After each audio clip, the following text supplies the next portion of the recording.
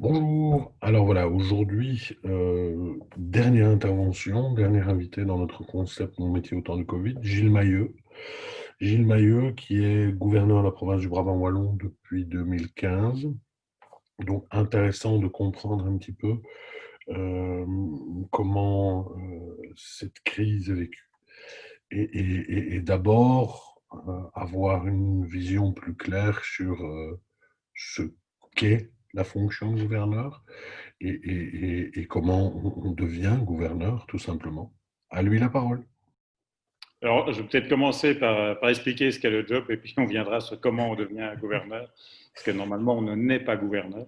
Mais donc, le job, c'est quoi? Donc, c'est trois gros paquets de compétences. Le premier paquet de compétences en matière de sécurité, puisque nous sommes autorités de police, et comme les bourgmestres ou comme le ministre de l'Intérieur. Et dans ce contexte-là, nous sommes en charge notamment de tout ce qui est la planification d'urgence, la préparation donc par rapport aux catastrophes, à la gestion de crise.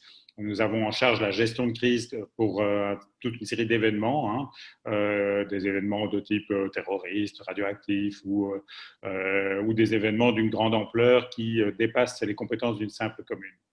À côté de ça, on a toujours en matière de sécurité de multiples tâches, par exemple en matière de prévention du travail, en matière d'armes, en matière de rayonnement ionisant, en matière d'explosifs. Dès que c'est dangereux, en réalité, c'est généralement dans les compétences du gouverneur, en termes soit d'autorisation, soit de gestion, et dans tous les cas, dans les gestions d'incidents. Voilà pour la fonction, le job en général de gouverneur. D'accord. Et il y a des. Enfin, je connais la réponse, mais que tout le monde comprenne. Je fais des études à l'ULB, en Sciences Po, ou comme gouverneur de province, et je deviens gouverneur de province. Je Alors, suis élu, je suis nommé. alors là, la nomination est purement politique. D'accord. Donc, elle est très clairement politique. Elle est prévue comme telle. Il faut un accord de tous les partis politiques, puisqu'il faut un accord à la fois du gouvernement fédéral et du gouvernement wallon pour ce qui me concerne. Et donc, dès lors, il faut, je dirais, dans mon cas, euh, ça me plaît de dire que j'ai été à la fois désigné par Elio Di Rupo, par Yann Yanbon, par Charles Michel, par des tas de gens, même si on a une couleur politique au départ, une fois qu'on devient gouverneur, on est neutre. Et donc, on doit vraiment faire attention à cette neutralité. Puisque, notamment dans des affaires électorales, nous agissons comme des magistrats. Et donc, nous sommes évidemment très prudents et on ne soutient évidemment aucun parti et on ne peut avoir aucune politique partisane quand on est gouverneur. D'accord. Voilà, donc c'était une volonté de ma part de rester sur la fonction sécuritaire du gouverneur de province, non pas qu'il ait oublié les deux autres fonctions qui sont commissaires des différents niveaux de pouvoir des gouvernements et la fonction protocolaire. C'est vraiment qu'on est resté sur la crise Covid. Deuxième échange, 2019-2020, quel est l'impact de cette crise Covid sur la fonction de gouverneur, sur son métier? Grosse différence, c'est qu'en 2019, je crois que j'ai eu une phase provinciale, donc c'est-à-dire la gestion d'une catastrophe sur 2019. En 2020, je suis à 4 phases, dont la phase fédérale liée au Covid et qui dure toujours. Et donc là, effectivement, c'est une grande différence, mais pour moi, le travail commence en fait en janvier. Donc, dès janvier, nous avions des informations, la presse commençait à en parler sur l'épidémie en Chine, et nous avons nos premières réunions préparatoires en janvier. Donc, on demande d'ailleurs quels seront nos moyens juridiques par rapport à la mise en quarantaine. Je me souviens d'avoir interpellé assez durement l'un ou l'autre ministre sur le sujet. parce que je ne voyais pas clairement sur quelle base on allait pouvoir forcer quelqu'un à être en quarantaine. Et donc, ceci dit, on n'imaginait pas du tout à ce moment-là l'ampleur de la crise que l'on allait connaître ou que l'on connaît toujours d'ailleurs. Puis ça, c'est dans le premier temps. Deuxième temps, on va prendre les premières mesures. Hein. Donc, moi, je vais prendre un arrêté début mars pour interdire les rassemblements de plus de 1000 personnes. Je vais prendre un arrêté pour interdire les visites dans les maisons de repos. Je vais prendre un autre arrêté pour interdire les voyages scolaires. Donc, on va prendre des premières mesures. Et puis, on va rentrer le 13 mars en phase fédérale. Alors, qu'est-ce que ça veut dire? En Belgique, on a 3 niveaux de gestion de crise, soit le niveau communal, le niveau provincial, là c'est le gouverneur qui pilote, et le niveau fédéral, où c'est théoriquement le ministre de l'Intérieur qui pilote. Ici, en l'occurrence, c'était une coprésidence, c'était à la fois le ministre de l'Intérieur et la ministre de la Santé qui coprésidait ce pilotage, ce qui a parfois compliqué les choses.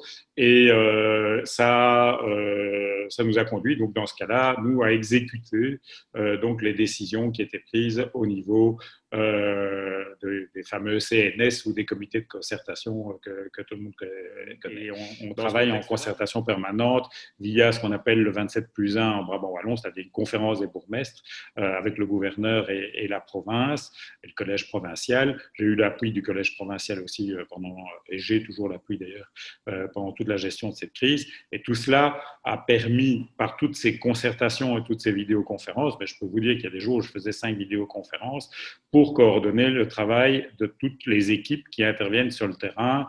Tout l'appui, j'en ai même pas parlé, mais par exemple, une des grosses difficultés, c'était de trouver de l'oxygène pendant la première vague. Ici, pour la deuxième vague, je touche du bois. Là-dessus, on était beaucoup mieux préparés. L'appui aux hôpitaux a été très, très important au mois de mars. Après, voilà, il y a eu une réorganisation qui font que, voilà, ici pour la deuxième vague, j'ai dû beaucoup moins intervenir pour les hôpitaux que précédemment. Donc voilà un petit peu le type de boulot auquel je suis toujours confronté maintenant, parce que la crise est loin d'être finie. Donc j'ai toujours 4 arrêtés de police qui tournent, enfin qui sont toujours d'activité pour le moment, qui sont toujours en vigueur pour le moment, dont l'un pour les maisons de repos, un autre pour l'organisation des funérailles, et puis surtout celui qui organise le couvre-feu, et un autre qui organise, je dirais grosso modo, le port du masque et l'interdiction de l'alcool 24 heures sur 24 sur la voie publique. Et donc voilà, tout ça, ce sont ces aspects police. C'est un petit aspect par rapport à l'ensemble du travail, qui est surtout un travail de monitoring et de coordination des services pour les interventions. Par exemple, là, on vient de régler un souci pour un cortège dans une maison de repos où la protection civile ne peut pas aller, et ce sera vraisemblablement la défense qui ira pour donner un coup de main aux équipes et au personnel de la maison de repos. D'accord. Donc on voit en fait la fonction est très large, hein, puisque on part et quelque part de mettre un cadre au niveau de tout ce qui est contrôle et respect de ce de ce qui est obligatoire, mais aussi d'assistance très concrète par rapport à l'oxygène, par rapport aux moyens qui doivent être développés. Petite question rapide. Un gouverneur a le droit d'aller en dessous de ce qui est demandé en cas de crise fédérale. Très concrètement, le fédéral dit voilà, nous demandons un confinement partiel. Est-ce que le gouverneur, que ce soit en Brabant Wallon ou ailleurs, a l'autorité de dire non, moi je refuse et je n'applique pas ce qui est demandé et je garde mes commerces ouverts, etc., etc. C'est possible ça ou pas? Non. D'accord. Ça, clairement, non, puisque nous sommes d'abord mandatés par le gouvernement. On peut aller au-delà si on le motive correctement, et donc ça arrive régulièrement, qu'on aille au-delà. En dessous, non. Ça, on ne peut pas déroger à un arrêté ministériel. Mon arrêté de police un arrêté de police d'un gouverneur a un poids juridique plus faible qu'un arrêté ministériel qui lui-même a un poids juridique plus faible qu'une loi. Troisième et dernière partie de cet échange. Ma question était simple et à la fois assez provocatrice, c'est de dire, Monsieur le gouverneur, quand va-t-on pouvoir sortir de cette situation? Quand va-t-on pouvoir retrouver une vie économique, sociale normale? Alors voilà, vous allez voir des réponses très claires, motivées, une approche très transparente et très honnête. Donc, c'est clair que tout va dépendre du vaccin. Et D'accord. tout va dépendre des vaccins, pour être exact. Parce que si, sans solution, sans perspective de vaccination générale, il n'y a pas de perspective de sortie de crise immédiate. Donc, on est dans une situation où même si on diminue fortement la circulation du virus, vous l'avez certainement entendu, mais donc le seuil, c'est normalement 50 cas. De tomber à 50 cas, c'est vraiment très très bas. Pour le moment, en Brabant Wallon, je suis rien qu'en Brabant Wallon, je suis à une centaine de cas par jour. Donc voilà, on est loin. Et je ne suis que 3% de la Belgique, hein, 3,4% de la Belgique. Donc, c'est dire qu'on est encore loin, qu'il y a encore du chemin à faire. On est alimenté par les universités qui font des perspectives. Alors, on peut voir que dans l'une ou l'autre étude universitaire, on a des diminutions fortes vers la mi-janvier. Et donc, là, la perspective de se retrouver dans une situation qu'on a pu connaître au mois de juin, juillet, par exemple, avec un déconfinement, donc on pourrait imaginer un déconfinement plus fort à ce moment-là. Si on parvient à bien protéger tant les soignants que les personnes âgées par le vaccin ou les personnes fragilisées, les diabétiques et d'autres catégories de personnes qui sont à risque, si on parvient à bien protéger rapidement par la vaccination toutes ces personnes, c'est clair qu'on va vers une sortie de crise finalement assez rapide par rapport à la durée normale d'une épidémie et donc par rapport à des perspectives bien meilleures pour 2021 qu'elles ne l'ont été en 2020, hein, qui est quand même une année totalement catastrophique à tout point de vue. C'est parfois vraiment compliqué de trouver ce point d'équilibre entre le fait qu'il faut absolument faire vivre la société au sens large et le fait qu'on ne peut pas pratiquer de l'eugénisme à un moment donné et décider sans autre débat de sacrifier une partie de la population dans cette maladie. Pour terminer, en tant que gouverneur, je vais je vais me faire l'avocat du diable. Moi, en 2021, monsieur le gouverneur, j'entends bien tout ce que vous me dites, c'est dangereux, c'est mortel, mais moi, je vais dire, ma petite activité en tant qu'indépendant entrepreneur, elle va s'écrouler si je ne peux pas redémarrer au 1er janvier parce que je suis acculé. Quel serait ton message en tant que gouverneur vers les gens euh, euh, pour dire, bon, comme tu disais, le point d'équilibre, j'aime bien cette approche. Quel serait ton message en tant que gouverneur vers les gens qui sont impatients de pouvoir redémarrer, d'avoir des perspectives, de pouvoir sortir, de pouvoir aller au concert Tu irais dans quel message? Et j'en ai tout le temps, en fait. Donc, j'ai des tas d'amis qui sont dans les difficultés. Tu peux travailler dans l'événement aussi à un moment donné. Donc, toutes ces personnes-là, tous ces réseaux-là me questionnent très régulièrement. Dans le secteur culturel, que je connais très bien aussi, il y a énormément de personnes qui me questionnent et qui s'interrogent par rapport à leur propre avenir et le reste.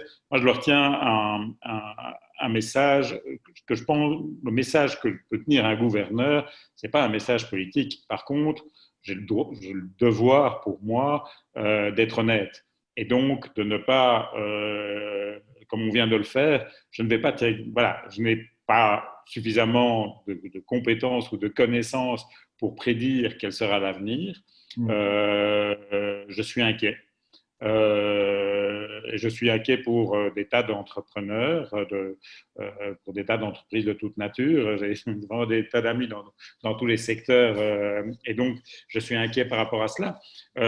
Comme je suis inquiet aussi par rapport à la propagation du virus. Donc, je recherche moi-même en permanence cet équilibre. En fait, moi, je pense que la seule chose qu'on peut faire par rapport à un entrepreneur qui vient me questionner là-dessus, c'est d'être honnête par rapport à ça, lui donner un maximum d'informations, de perspectives sur ce qu'on connaît, comme on l'a fait. Je dis, ben voilà, j'ai des études qui me disent que vers mi-janvier, ça devrait aller mieux. Et on espère au-delà que si on parvient à bien organiser le testing et la traçabilité derrière, on pourra bien isoler les cas. Et si on isole bien les cas, on pourra tenir jusqu'au moment où le vaccin sera effectif. Et si on est dans cette configuration-là, on évitera une troisième vague et on sera vraiment dans une phase de relance économique forte. Oui, oui, pour rebondir sur ce que tu disais, sur deux points. Un, c'est vrai que bon, j'entendais que certains politiques disaient je vais soutenir le fait de relâcher les mesures rapidement dans certains secteurs d'activité. Et ce matin, dans une réunion que j'avais, je disais c'est bien pour les secteurs d'activité, mais il est plus important de savoir, avant de sortir de la situation de crise actuelle, comment on va pouvoir monitorer l'impact de ce plan de sortie, parce qu'autrement, ce sera un coup dans l'eau, à mon avis, et on va de nouveau fonctionner par défaut. Et finalement, c'est ça. Et sur la gestion de crise, oui, on est tout à fait d'accord. Situation de crise veut dire, et c'est le propre même du déclenchement de ce qu'on vit maintenant, c'est de dire, on n'a plus les capacités de gérer ce risque efficacement, on met en danger les gens. Donc on doit prendre des mesures plus fortes, le temps nécessaire à comprendre comment on va pouvoir ressortir de là. Voilà. En tout cas, un grand merci, Gilles. Bon courage, parce que comme tu dis, je pense que le Ouais. boulot est encore large. Bon courage à tes équipes et merci d'avoir joué le jeu. Avec plaisir. Et donc, Merci. à bientôt de toute façon. Au revoir. Merci. Voilà, donc un long échange très intéressant avec le gouverneur de province. Donc on se retrouvera samedi pour la toute dernière fois, samedi où moi je vous donnerai un petit peu, après ces nombreux échanges que j'ai eus avec les différents métiers, un peu ma conclusion par rapport à ce projet, et quelles seront les différentes étapes qui seront faites dans le futur. Voilà. Bon après-midi, bonne soirée à tous et à samedi. Au revoir.